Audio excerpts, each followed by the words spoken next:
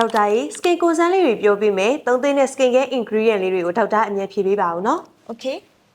အမဲဆန်းနဲ့ဝက်ချံကြောင့်ဖြစ်တဲ့အမာယိုအတွက် azelaic acid အရေးကြောင့်အတွက်နဲ့ agent အတွက် peptide နဲ့ retinol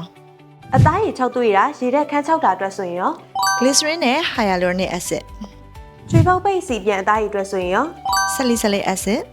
အသားရည်မညီညာတာကြမ်းတမ်းတာအတွက်ရော glycolic acid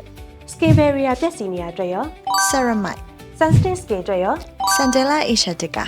အသားရည်တိုင်းအတွက်မဖြစ်မနေသုံးသင့်တဲ့ skin care ဆိုရင် sunscreen ပါ ဒါဆို perfect ဖြစ်အောင် edit skin care တွေအားလုံးတူတူသုံးသင့်လား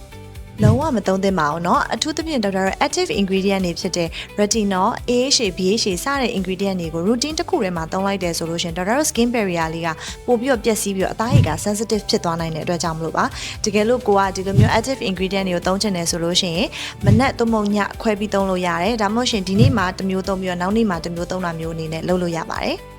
ဒီလိုမျိုးဗဟုသုတရစရာကောင်းတဲ့အလှပရေးအကြောင်းအရာတွေကိုဒေါက်တာက R&B ရဲ့ Beauty Guide Program လေးမှာ sharing လုပ်ပေးသွားမှာဖြစ်လို့သိချင်တာလေးရှိလို့ရှင် comment မှာမေးခဲ့လို့ရပါတယ် အိမ်သုံး beauty device ဆိုရင် R&B